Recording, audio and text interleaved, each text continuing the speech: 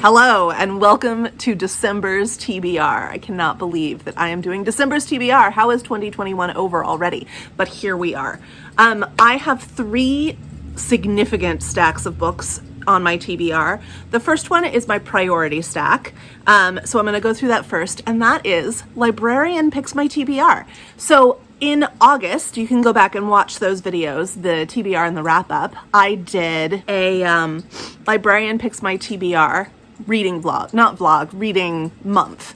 And it was so successful, and I loved so many of the books that I read off of that. So I asked them to pick my TBR again. And this time, instead of saying like, I liked this book, give me a book like this book, I did this instead. I said, this is a list of books that I think are super hopeful. Among them, I think I gave them 15 or 20 titles, and among them were books that you've heard me talk about a lot this year. Our Homesick Songs, A Town Like Alice, Miss Pettigrew Lives for a Day, these kinds of books. I said, I love these books. I find them to be very hopeful. Give me more. And so they gave me a list of a lot of books, because there's actually a bit of a snafu in that the first time I asked for this list, the librarian that responded did not check my Goodreads, and almost every book that he suggested I have already read and rated on Goodreads. So I had to recontact them again and say, hey, thanks so much for your work, but there's only 2 books on that list that are going to work for me. I need more. And so a different librarian responded who actually did check my Goodreads. Awesome. Got a whole new stack of books. So I think in total I was recommended more than 20 books, but not all of them would work because A, I couldn't find them all cheap or free, and B, I'd already read a bunch of them. So what I am left with, 1, 2, 3, 4, 5, 6, 7, 8. Is 8 books from among the many that they suggested that I think might work for me as feel-good books. And I'm going to prioritize this list. These are not necessarily holiday themed. I do have a whole stack of Christmas books sitting beside me, as well as a stack of other books that I would just like to read before the year is out. But this first stack, Librarian Picks My TBR, is priority. So these are supposed to be helpful. Let's dive in and see what they're about. So the first book they suggested to me was The Right Sort of Man. This is by Alison Montclair. It is a mystery. It's the first in a series. Maybe I'll enjoy the series. I'm actually getting really excited about these kind of historical or cozy mystery series. I don't think that I'm totally into like straight up cozy mystery, but I think that Mitford series, I think Agatha Raisin, I think maybe this. There are some that I'm kind of really getting into. It's to the point where I've decided that next year my author of focus is going to be Agatha Christie. Now, I cannot read all of Agatha Christie. Starting in January, I will start, but I can't read all of Agatha Christie in a year, but I can read all of Miss Marple in a year, and so that is my goal for next year. It's a lot less lofty than reading all of Charles Dickens. So I'm excited about that. Here we go. Librarian Picks My TBR. The first book they picked as a hopeful read is The Right Sort of Man, a mystery by Alison Montclair. I don't really know anything about it, so I'm going to read the back. It says, in a London slowly recovering from World War II, 2 very different women join forces to launch the Right Sort Marriage Bureau. Oh my word. I am totally currently, right this very moment, reading the nonfiction for Nonfiction November about the actual Marriage Bureau. It's called the Marriage Bureau. And spoiler alert, because this is not a wrap up, but I am loving that book. So this is a fictional account of something like that. Okay, this is so cool. So The Right Sort Marriage Bureau. Miss Iris Sparks, quick-witted and impulsive, and Mrs. Gwendolyn Bainbridge, practical and widowed with a young son, are determined to achieve some independence and do some good in a rapidly changing world. But their promising start is threatened when their newest client is found murdered, and the man arrested for the crime is the prospective husband they matched her with. Oh my gosh, I'm so excited about this. They didn't even know. I hadn't even read or started to read the Marriage Bureau, or I didn't even own the Marriage Bureau yet when I asked for this list of feel-good books, and the very first one is this. So I'm excited about this. I think it is going to be a feel-good book. I'm going to love the mystery, and I'm going to love that connection of a fictionalized version of the real thing that I'm reading about right now and loving. Highly recommend the Marriage Bureau. The next book on my list is one that I went back and forth on whether or not I was going to try it. I do not really enjoy reading books about animals. There are exceptions. For example, I just finished reading for nonfiction November a memoir called Fox and I, which is about a nature scientist who befriends against her better judgment a wild fox. I really, really love that book. It is not sad, I'll say that. I knew the fox was loved. So when I go into books that are fiction that feature and focus on animals, I have this fear that I'm going to have an Old Yeller moment again from my childhood, or I'm going to have a Call of the Wild moment again from my childhood. Animals being hurt, harmed, injured, made sad makes me too sad. However, I was reassured by the librarian that this is not a book I need to fear. Crossing my fingers, I'm ready to DNF it if I have to. But if it is going to be hopeful and happy, then I do want to give it a try. And I just read another book by this author. I read a nonfiction biography of Charles Dickens by this author and really enjoyed it. So all of this working together says, I am going to try Perestroika in Paris by Jane Smiley. So let's read what this one is about. It says, Paris, short for Perestroika, is a spirited racehorse who lives just outside Paris. One afternoon at dusk, she finds the door of her stall open and, she's a curious filly, wanders all the way to the city of light. She's dazzled and often mystified by the sights, sounds, and smells around her, but she isn't afraid. A resourceful dog named Frida teaches her how to get by, and they keep company with a pair of irrepressible ducks and an opinionated raven. Then Paris meets a human boy, Etienne, and discovers a new part of the city, the ivy-walled house where the boy and his nearly 100-year-old great-grandmother live in seclusion. As Christmas nears, it's about Christmas, I didn't realize that. As Christmas nears, the unlikeliest of friendships bloom. But how long can a runaway horse stay undiscovered in Paris? Full of wit and imagination, Jane Smiley's beguiling new novel is an adventure that celebrates curiosity, ingenuity, and the desire of all creatures for true love and freedom. It sounds hopeful. I hope that I can do it. Then we have this one, which I already owned but hadn't read yet. This is Bowl Away by Elizabeth McCracken. And I am familiar a little bit with the storyline, but not enough to explain it to you. So let's see what it says. It says, from the day she is discovered unconscious in a New England cemetery at the turn of the 20th century with nothing but a bowling ball, a candle pin, and 15 pounds of gold on her person, Bertha Truitt is an enigma to everyone in Salford, Massachusetts.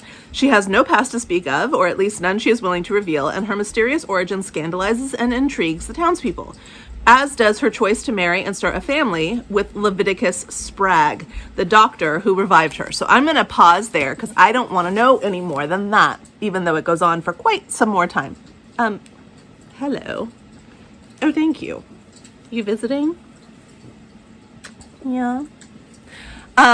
It goes on, the description goes on for quite a bit longer, but I'm going to stop there because I don't want to know anymore. I'm already intrigued. I already remember why I purchased this in the first place. And thank you. I love you too so much. You are in my way. Let's try this again. I already know why. I already remember why I want to read this. We're just going to dive into it, and I think I'm going to love it. Next on my list is one I know nothing about, and that is Be Frank With Me by Julia Claiborne Johnson. It says, reclusive literary legend M.M. Mimi Banning has been holed up in her Bel Air mansion for years. But after falling prey to a Bernie Madoff-style Ponzi scheme, she's flat broke. Now Mimi must write a new book for the first time in decades. And to ensure the timely delivery of her manuscript, her New York publisher sends an assistant to monitor her progress. The prickly Mimi reluctantly complies with a few stipulations. No Ivy Leaguers or English majors, must drive, cook, tidy, computer whiz, good with kids, quiet, discreet, sane. When Alice Whiteley arrives at the Banning mansion, she's put to work right away. Okay, I'm going to stop there. I don't know if I'm going to get on with this book, But if the writing is excellent, then I could.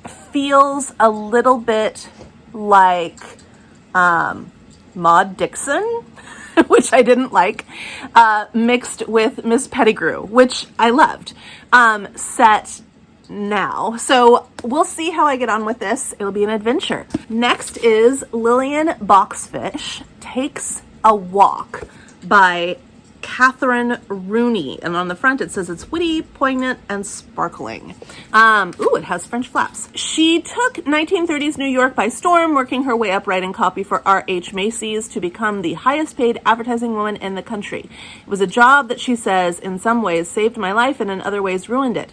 Now it's the last night of 1984 and Lillian, 85 years old, but just as sharp and savvy as ever, is on her way to a party. It's chilly enough out for her mink coat and Manhattan is grittier now. I'm going to stop there. It's giving me Mrs. Dalloway vibes a little bit, so we'll see how that goes. Whatevs. This one is called Things Can Only Get Better. And when I got it, I was like, well, that looks Christmassy and it has snow on the cover and a graveyard. I'm there for that. But let's see what it's about. It says, for elderly church warden Arthur Calderbank, there's no place like home. His home just so happens to be in a graveyard. He keeps himself to himself, gets on with his job, visits his wife every day for a chat. When one day he finds someone else has been to see his wife and has left flowers on her grave, he is determined to solve the mystery of who and why. So this reminds me so much of Water for Flowers, which I read this year and, surprise, surprise, loved. If you haven't read Water for Flowers, I think that everybody would love this book. There's something in it for everybody, and the writing is so awesome. I think this one may not be as profound as Water for Flowers, but it's still going to be good, I think. I'm looking forward to it, and we'll see how it goes. 2 more on my Librarian stack. I had this one, and I've had this one for a long time, and it's even made it onto a couple of TBRs, but I haven't yet read it, and it's really short, and I don't know why I haven't yet read it. But this one is about women who work in the dress department of an upscale department store in Australia, I think in the 1950s. The 1950s, and it gives me the Marvelous Mrs. Maisel. It gives me Marvelous Mrs. Maisel vibes, but it may not be like that at all. But Marvelous Mrs. Maisel does make me feel happy, and the inside of this book makes me feel happy. But let's see, I haven't really read past the first paragraph, and I may not read past that, but let's see here. It says, the women in black, so named for the black frocks they wear while working at Goods department store in Sydney, are busy selling ladies' dresses during the holiday rush, but they somehow find time to pursue other goals. Patty, in her mid-30s, has been working at Goods for years. Her husband, Frank, eats a steak every night, watches a few minutes of TV, and then turns in. Patty yearns for a baby, but Frank is always too tired for that sort of thing. So, sweet, unlucky Faye wants to settle down with a nice man, but somehow nice men don't see her as marriage material. Glamorous Magda runs the high-end gowns department. A Slovenian immigrant, Magda is cultured and continental and hopes to open her own boutique one day. Lissa, a clever and shy teenager, takes a job at Goods during her school break. Lissa wants to go to university and dreams of becoming a poet. By the time the last marked down dress is sold, all their lives will be forever changed. So it reminds me a little bit of Marvelous Mrs. Maisel, but also maybe like Sex and the City a little bit. I don't know. We'll see. We'll see how it goes. 1950s, dress sellers, lives changed, super short, Australia. I'm there for all of that. And then the very last one that was recommended to me is Crooked Heart by Lissa Evans. This one I know nothing about. It says, when Noel Bostock, aged 10, no family, is evacuated from London to escape the Nazi bombardment, he lands in a suburb northwest of the city of Vera Sedge. A 36-year-old widow northwest of the city with Vera Sedge. A 36-year-old widow drowning in debts and dependence. Always desperate for money, she's unscrupulous about how she gets it. Noel's mourning his grandmother, Mattie, a former suffragette, wise beyond his years and raised with a disdain for authority and an eclectic attitude towards education. He has little in common with other children and even less with the impulsive V, who hurtles from one self-made crisis to the next. The wars provided unprecedented opportunities for making money, but what V needs and what what she's never had is a cool head and the ability to make a plan. On her own, she's a disaster. With Noel, she's a team. This is not sounding like my kind of book, but I'm gonna keep an open mind. Together they cook up a scheme, crisscrossing the bombed suburbs of London. V starts to turn a profit, and Noel begins to regain his interest in life, but there are plenty of other people making money off the war. Some of them are dangerous. Noel may have been moved to safety, but he isn't actually safe at all. So there's, it sounds like this is my book with the highest risk involved in it, maybe, which means it could have the biggest payoff for happy, hopeful ending. I'm feeling some Oliver Twist vibes in this, and maybe some Fingersmith vibes as well, like tone-wise. So we'll see. It's not sounding like the kind of book I would ever pick up as a feel-good book, but I could be absolutely wrong about that, and it was recommended to me as a feel-good book. We know that last time the Librarians got some things very, very wrong, but they got some things very, very right. Open mind, going into it, hopeful that there will be some new favorite books in the stack. Quickly, this next stack is a stack of possibilities. These are books that I would like to read before the end of the year. Some of them are books that are rolling over from November. You know that I had, if you don't know, you should watch the video, but you know probably that I had over 50 books on my possibility pile for November, and I did, of course, not get to all of those. Some of them I'm happy to wait a while, a few months, maybe till next November, to read. And some of them I really wanted to get to, but didn't get to. So I would like to try to read them this time. So one of those is The Beast's Garden. This is a book that was part of last year's gift to me for Ardent Biblio's book exchange. And I would like to read it before the next Ardent Biblio book exchange happens. And so I have this high priority on my list. The Beast's Garden, this is a retelling of Beauty and the Beast, set during World War II. And so I'm into that. And I want to read that. I don't know why I haven't read it yet. I just haven't, but I want to read it in December. Next, I have In All Good Faith, which is by Liza Nash Taylor. And Liza and I have been Instagram friends for a long time, and I haven't read any of her books yet. And so I'm going to read this one, inspired by Little Dorrit, which is one of my, well, it was my very favorite Charles Dickens book, even after my reading of all of his work. So I'm super excited to dive into that. Earlier this year, very, very earlier this year, during the 1900 to 1950 readathon, I reread the first book in the Kristen Lavransdatter series, and I meant to read the second and third books in short succession. I've read all three of them, and I love the series, but I never got around to picking up the second or third book, and I got a hankering all of a sudden to read that second book or reread that second book, and so I am going to try and pick this up this month. Then I didn't get to read this one. I never pulled it. Ironically, I pulled it out of the jar for Nonfiction November. It was one of the first books that I pulled, but it hadn't arrived yet. And so, because I had to pre-order it and hadn't been released yet when I made that TBR. And so I put the slip back into the cup thinking, oh, it'll come up again in the month of November, and it never did. So I want to read Will this month. I am super excited to read this. I have the copy. It's so beautiful. It's really just very beautiful. But I have the copy of the book, but I also have it from the library. So I would like to listen to Will Smith as I read Will Smith, and I'm excited. He co-wrote this, let's give total credit, with Mark Manson.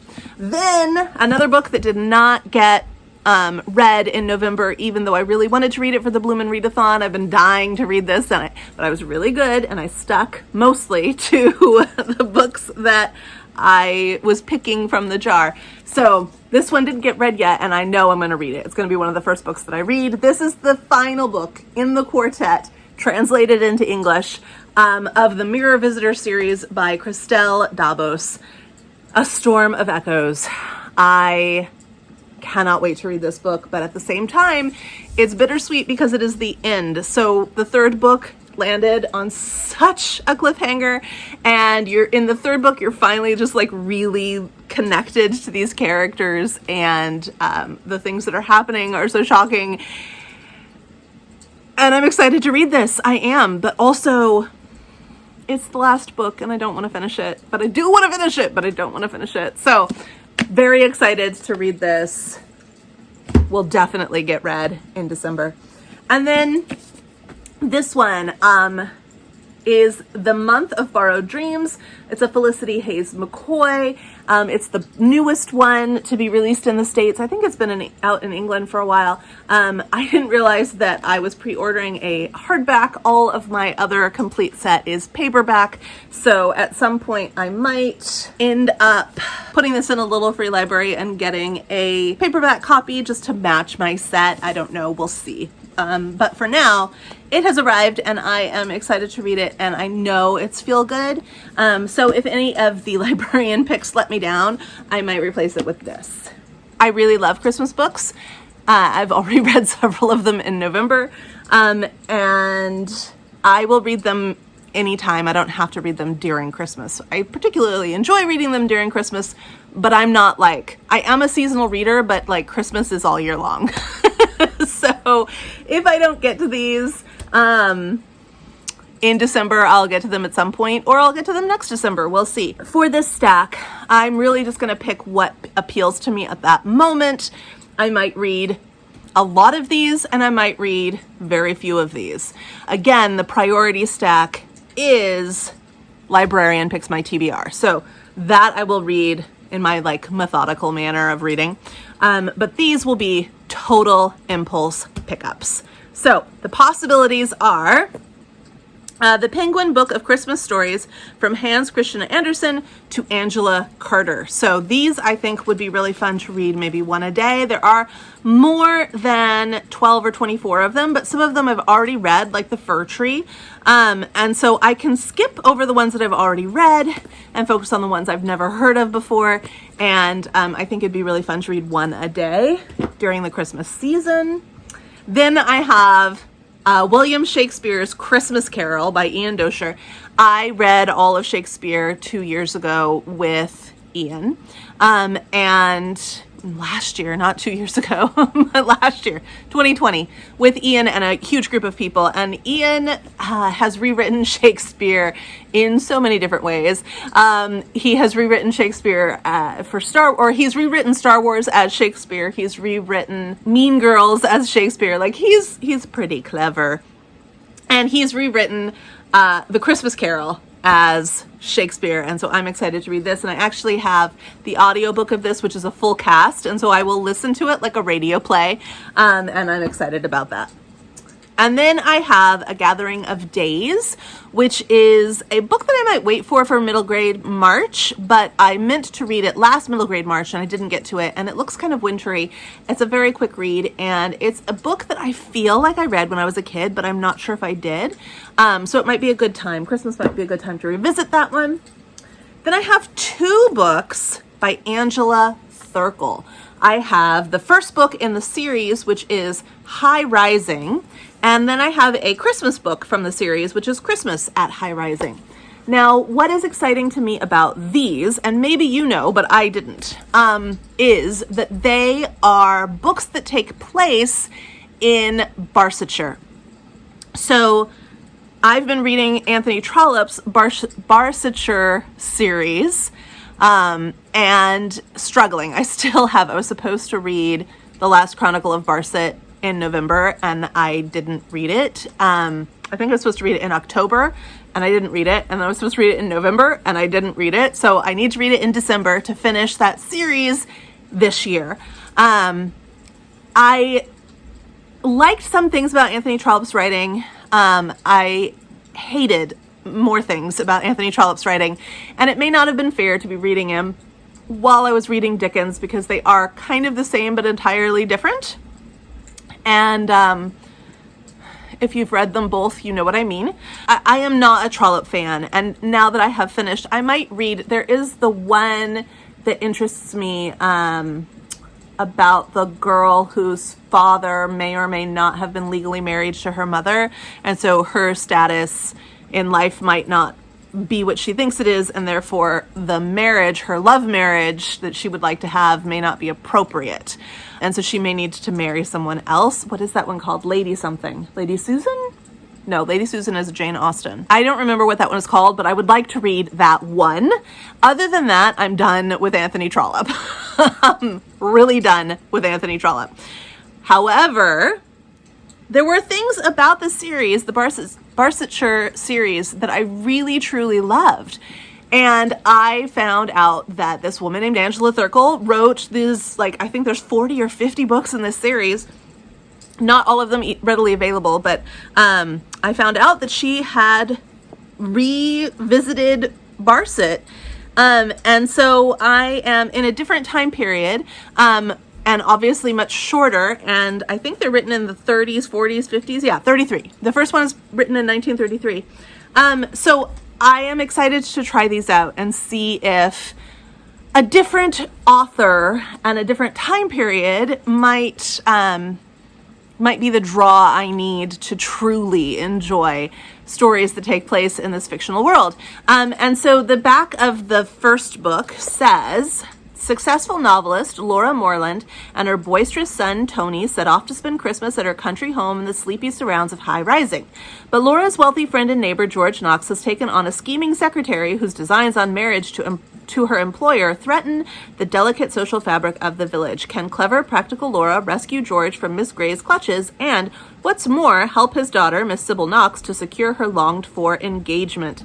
Irresistible, entertaining, and witty, High Rising, originally published in 1933, was the first of Angela Thirkell's celebrated classic comedies. I'm so there for that. I'm so there for that. And I love that the very first book in the series takes place at Christmas time.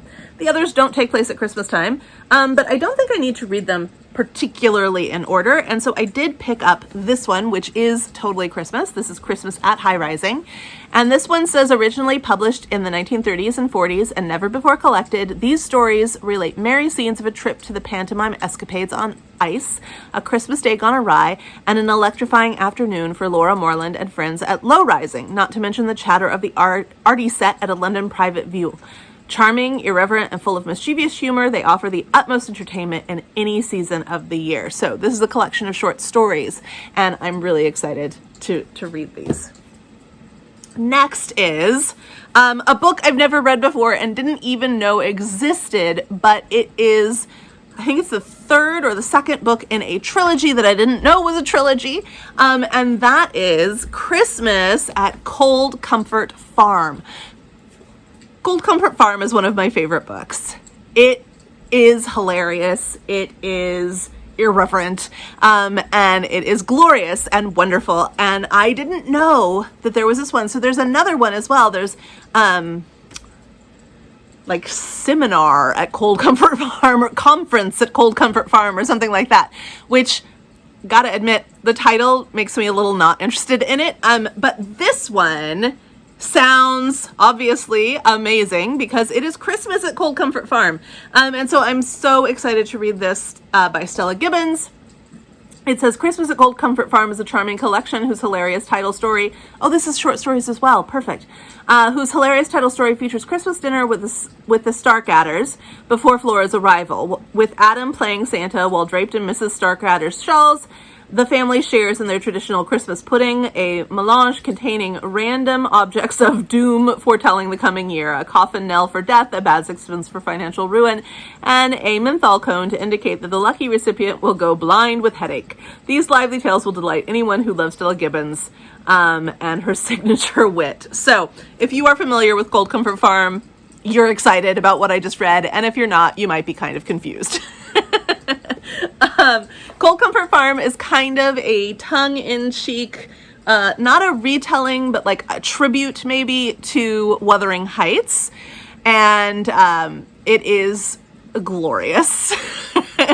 And so this Christmas at Cold Comfort Farm sounds like it's a set of short stories, which is even better. I'm excited about short stories at Christmas time, and I'm excited to read some of that. Next is going to be a reread for me. The first time I read this, I didn't actually read it. I didn't actually have the book.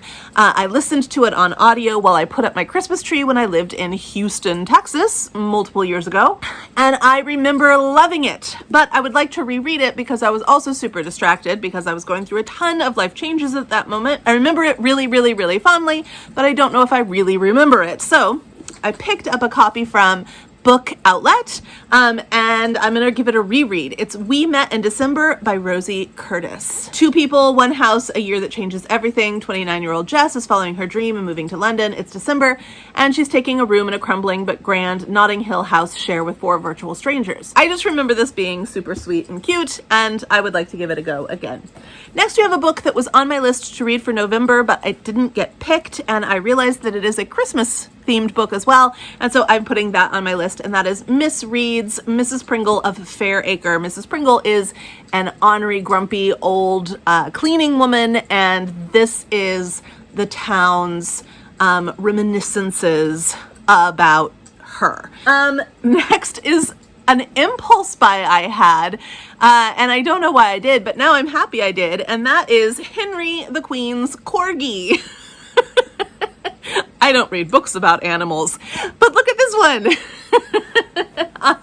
So this is when their pet Corgi goes missing on a trip to London. The Walker family search everywhere, but Henry has ended up in the one place that they never think to look.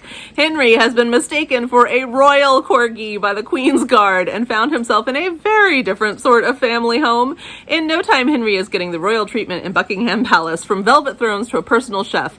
If this is a dog's life, he doesn't mind it one bit. But as Christmas spirit fills the palace, Henry knows he must somehow get back to the Walkers, because true family is for life, not just for Christmas. It's like a Hallmark movie from the perspective of a Corgi. How can you not? So I am out of character, weirdly excited to read Henry the Queen's Corgi by Georgie Crawley. I think it's just going to be like the perfect book for Christmas time. Don't judge me. You know I read serious stuff too. All right. Next is a book that I picked up from Book Outlet, I think. Yes, it has the characteristic marking. So this is the 12 Dates of Christmas by Jenny Bayless. I am currently just about to finish up her brand new book, which is A Season of Second Chances. I hadn't read any Jenny Bayless before, and I am truly loving A Season of Second Chances. It's such a great romance. I'm really, really loving it, and you'll hear about that in my November wrap up, but I loved it so much that I got their first book, or her first book, which is the 12 Dates of Christmas. One woman, 12 Mr. Rights, what could go wrong? So I am excited to give that a try, possibly. And then I have A Princess for Christmas by Jenny Holliday, which I heard about last year but didn't pick up until this year, so I'm excited about this one. This is Leo Ricci's handling all he can between taking care of his little sister Gabby driving a cab and being his Bronx apartment building super, but when Gabby spots a princess in a gown outside the United Nations trying to hail a cab, she begs her brother to stop and help. Before he knows it, he's got a real-life damsel in distress in the back seat. So I'm excited to read that one. I have another book that has been on my TBRs for a couple of years in a row that I haven't gotten to yet, and that is Karen Schaeler's Christmas Camp. It is written by the same person who wrote the screenplay for the Hallmark movie, the Netflix movie, A Christmas Prince. I'm pausing so that you can guffaw. Christmas Prince, it's that movie that everybody loves to hate on Netflix. I remember downloading it years ago onto my phone so I could watch it on the airplane home, going home for Christmas. It is absolutely 100% one of the most ridiculous pieces of writing I've ever had the joy of watching. It's terrible. It's truly terrible. And I'm hoping that Christmas Camp is the same. I'm hoping it's terrible. but Christmas themed. And then the last two I have here. One is a book that I got for my birthday book haul last year, and I didn't read it last year, but I would like to read it this year. It is book one in the Guardians trilogy, not trilogy. There's so many more books in a trilogy. I don't know what I'm saying. The Guardians, and it's Nicholas St. North and the Battle of the Nightmare King. This is a middle grade book with lots of great images, not tons of words on the pages. This says daredevil, swordsman, ruffian, outlaw Nicholas St. North, destined to be known as Santa Claus, is no hero. But when a true villain named Pitch, the Nightmare King, brings unthinkable darkness to the world with his fearing army, North will discover that heroes are not born, they're made. I'm really excited about this. I meant to read it last year. I just didn't get to it. And if I love it, then I will get the rest of the books in the series because they are, can you see they are super cute. One is about the Easter Bunny. That's Aster Bunnymund. One is about the Tooth Fairy, Toothania. One is about the Sandman. And one is about Jack Frost. I think there are others as well. So hoping that I love those. And the last one will be a reread. I am currently rereading the other book by this author. So I'm currently rereading The Late Bloomers Club by Louise Miller. And I'm going to read the more Christmassy one by Louise Miller, which is The City Baker's Guide to Country Living, in December. It's been years since I've reread these, but I recently, like months ago, did these romances are better than this romance, in response to the romance that was suggested to me by the Librarians. And you can watch that video if you want. But among my list of better romance novels were both books by Louise Miller, and I thought to myself, I haven't read those in such a long time, and I wanted to reread them, and they felt very family-ish. They feel very family-ish to me, and so I waited until November and December to reread them, and I purposefully am rereading Late Bloomers Club because it's actually more of a summer book, but for whatever reason it gives me Thanksgiving vibes. And this one is more of a Christmas book. It's wintry. So I am excited to reread both of them. If you've never read Louise Miller, you really should. Louise Miller is actually a pastry chef in Boston, but she is also a writer, and she leads workshops on creativity several times a year. She's just phenomenal. She's a phenomenal human being. She also does some workshops on meditation occasionally. I don't know much about those. But she is a phenomenal writer that can really capture like a feel-good, warm moment without making it saccharine or trite. And her romances are realistic and wonderful. Just really great writing. And I love that she is a pastry chef. Like that's her real job, you know. She just does this writing thing on the side. But if you've never read her, I suggest that you give her a try. She's got 2 books out right now, and I think she's working on a 3rd. It's been a while. It's been a long time, actually. 2016. So, Louise, it's been a while. We need your next one, please. But anyway, that is that. That is all the bajillions of books that I hope to read in December. We know it's not going to happen. But those Christmas ones, they are by impulse. And as I'm sharing them with you, I'm already feeling like, yeah, that one's not going to get read. I'm not going to read The Christmas Camp. You know I'm not. But Henry the Queen's Corgi, number 1. I might start it tonight. Definitely going to read the Librarian Picks My TBR books. Those are prioritized. And definitely going to read Will and Storm of Echoes no matter what. Other than that, we'll see how it goes. Stay tuned in December. I'm not doing Vlogmas this year.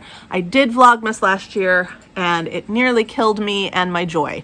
So I have decided that I am not doing Vlogmas because I want to enjoy reading, and I want to enjoy BookTube, and I want to put out content that I would watch, and I don't even want to watch some of the stuff that I put out in trying to do Vlogmas last year. So However, I am going to be posting more in December because I'm going to post a best books of the year video. For me, my best reads. I'm going to post a these are my favorite YouTubers video. I just sneezed. Oh, okay. I'm going to post I was just saying I'm going to post a my favorite booktubers or YouTubers video. Mostly booktubers, but other people as well, or other content as well. I want to post, of course, the normal reading wrap-up. I'm going to post a birthday book haul. It is not as insane as last year, and everything is picked with great care that I purchased this year for my birthday. And I am going to post the first video for a reading series that I'm going to do over the course of next year, focusing on 12 big books that I've had on my TBR for a long time. The first in that series is going to be about the Count of Monte Cristo. So that will be my first big book. I'm calling it Bean's Big Book Bash. So that's a series, my very first series, that's going to happen next year. And so I would like to post the introduction video to that in December, near the end of the month. So there will be more content on my channel in December, and next year there will be a little bit more content every month. I still think that this is the booktuber that I am. I am a every other week type of booktuber. It didn't really turn out to be every other week, but it's a 2 posts per month booktuber with an occasional third. Next year it'll be a 3 posts per month with an occasional 4th because of the series for Bean's Big Book Bash. If you want to know more about Bean's Big Book Bash, there will be a video about it in December, and I'm excited to share that with you. But yeah, don't be surprised if the posting goes up on this channel in December, but also don't come here looking for Vlogmas because I didn't like it last year. And maybe next year I will reach a happier medium. Maybe I will do like 12 days or something. But for this year, I'm going to keep my word that I said in January and not do Vlogmas this year. Although I'm really looking forward to watching all of yours. And you will find out, I will mention who is doing Vlogmas from my favorite YouTubers when I post that video. Anyway, yeah, this is getting super chatty and really long for a TBR video. But I am going to say goodbye, and I will see you soon because, like I said, more posting in December. But bye.